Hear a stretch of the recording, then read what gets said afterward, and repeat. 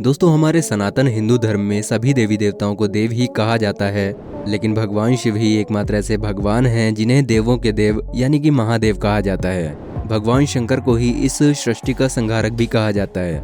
लेकिन दोस्तों, क्या आप जानते हैं कि भगवान शंकर का जन्म कैसे हुआ, उन्हें संहार का देवता क्यों कहा जाता है और आखिर भगवान शिव को ही महादेव क्यों कहा जाता है? आज की इस वीडियो में हम आपको शिव जी के जीवन के बारे में कुछ ऐसे दिलचस्प और रोचक बातें बताने वाले हैं जो आज तक आपने शायद ही किसी से सुनी होंगी। दोस्तों, आज की वीडियो काफी ज्यादा इंटरेस्टिंग होने वाली है, इसलिए बने रहना हमारे साथ वीडियो के अंत तक। तो चलिए शुरू करते हैं। दोस्तों, अगर आपको नहीं पता है तो आपको बता दें कि शिव जी को स्वयंभू माना जाता है, यानी कि उनका जन्म नहीं हुआ है और वो अनादिकाल से इस सृष्टि में है। लेकिन उनकी उत्पत्ति को लेकर अलग अलग पुराणों में अलग अलग कथाएं सुनने को मिलती हैं। जैसे कि पौराणिक ग्रंथों के अनुसार भगवान शिव जी विष्णु भगवान के तेज से उत्पन्न हुए हैं और इसी वजह से भगवान शिव हमेशा योग मुद्रा में रहते हैं। वहीं श्रीमद् भगवद गीता के अनुसार एक बार भगवान विष्णु और ब्रह्मा अहंकार के वश में आकर अपने आप को श्रेष्ठ बताते हुए लड़ रहे थे, तब एक जलते हुए आग के गोले के रूप में भगवान शिव प्रकट हुए थे। दोस्तों, हिंदू धर्म के प्रमुख देवताओं में भगवान शिव जी का स्थान सर्वोच्च है। भगवान शिव मनुष्य के मन को पढ़ने वाले माने गए हैं। कहा जाता है कि शिव जी की शरण में आने भर से भगवान अपने भक्त के कष्ट और कामनाओं को समझ लेते हैं। अड़भंगी कहे जाने वाले भगवान शंकर केवल मनुष्य ही नहीं बल्कि हर प्राणी की रक्षा करते हैं। इनकी टोली में जीव जंतु तक शामिल होते हैं। दोस्तों, आप लोग भगवान शिव की पत्नी देवी पार्वती और उनके पुत्र कार्तिकेय और भगवान गणेश जी के बारे में तो जानते ही होंगे, लेकिन बहुत कम लोगों को पता है कि शिव जी की कई और संतानें हैं, जिनमें उनकी 3 पुत्रियां अशोक सुंदरी, ज्योति और मनसा तथा उनके पुत्र सुकेश, जलंधर, अयप्पा, भूमा, अंधक और खुजा हैं। दोस्तों, शिव जी के जीवन के बारे में कुछ खास जानकारी तो किसी भी व्यक्ति को नहीं पता है, लेकिन कुछ ऐसे पुराण भी हैं जिनमें भगवान शिव जी के बारे में बहुत कुछ लिखा हुआ है। जैसे एक बार जब धरती, आकाश, पाताल समेत पूरा ब्रह्मांड जलमग्न था, तब ब्रह्मा विष्णु के सिवा कोई भी देव या प्राणी इस ब्रह्मांड में मौजूद नहीं था। ब्रह्मा जी और विष्णु जी उस समय जब सृष्टि के संबंध में बातें कर रहे थे, तभी शिव जी प्रकट हुए। लेकिन ब्रह्मा जी ने शिव जी को पहचानने से इनकार कर दिया। तब शिव जी के रूठ जाने के भय से भगवान विष्णु ने अपनी दिव्य दृष्टि देकर ब्रह्मा जी को शिव जी की याद दिलाई और तब जाकर ब्रह्मा जी को अपनी गलती का एहसास हुआ और उन्होंने शिव जी से क्षमा मांगी। दोस्तों, भगवान शिव से जुड़े हुए कई सारे ग्रंथ लिखे गए हैं, जिनमें उनके जीवन, चरित्र, रहन सहन, विवाह और उनके परिवार के बारे में बताया गया है।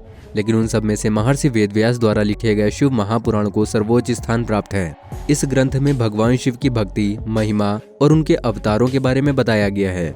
दोस्तों, शिव जी की शादी के बारे में कहा जाता है कि भगवान शंकर की बारात में नाग, किन्नर और भूत प्रेत नाचते हुए पार्वती जी के घर तक पहुंचे थे और उन्होंने खुद पर भस्म को रमाया हुआ था। उनके बारातियों में किसी के गले में मुंडमाला थी, किसी के गले में इंसान की खोपड़ी थी और तो और इन सभी के रंग रूप, आकार, प्रकार, वेशभूषा, हाव भाव आदि सभी कुछ अत्यंत विचित्र थे। किसी का मुख नहीं था तो किसी के बहुत से मुख थे। कोई बिना हाथ पैर के था तो कोई बहुत से हाथ पैरों वाला था। किसी की बहुत सी आंखें थीं तो किसी के पास एक भी आंख नहीं थी। किसी का मुख गधे की तरह था तो किसी का सियार की तरह तो किसी का मुख कुत्ते की तरह था। उन सभी ने अपने अंगों में ताजा खून लगाया हुआ था। इन सभी के आभूषण भी बहुत ही डरावने थे। उन्होंने अपने हाथों में नर कपाल ले रखा था। वो सब के सब अपनी तरंग में मस्त होकर नाचते गाते और मौज उड़ाते हुए भगवान शंकर जी के चारों ओर एकत्र हो गए। ये सब देखकर पार्वती जी की माता बेहोश हो गई थी। कुछ देर बाद जब उन्हें होश आया तो उन्होंने कहा कि मेरी फूल सी बेटी इस अघोरी से शादी नहीं करेगी। लेकिन तभी धीरे धीरे करके वहाँ पर सभी देवी देवता आकर एकत्र हो गए। भगवान श्री विष्णु जी गरुण के आसन पर, पितामह ब्रह्मा जी भी उनकी बगल में मूर्तिमान वेदों, शास्त्रों, पुराणों, आगमों, सनकादि महासिद्धों, प्रजापतियों, पुत्रों और अन्य परिजनों के साथ उपस्थित थे। देवराज इंद्र भी नाना प्रकार के आभूषण धारण किए हुए विशाल ऐरावत गज पर आरूढ़ होकर वहां पर पहुंच गए थे। जिसके बाद स्वर्ग से आए ऋषि मुनियों ने उनकी माता को शिव जी के बारे में बताया और कहा कि ये सृष्टि के रचयिता हैं। तब जाकर उनकी माता ने शादी के कार्यक्रम को आगे बढ़ाया। दोस्तों, ये सभी बातें शिव महापुराण में विस्तार से लिखी हुई हैं।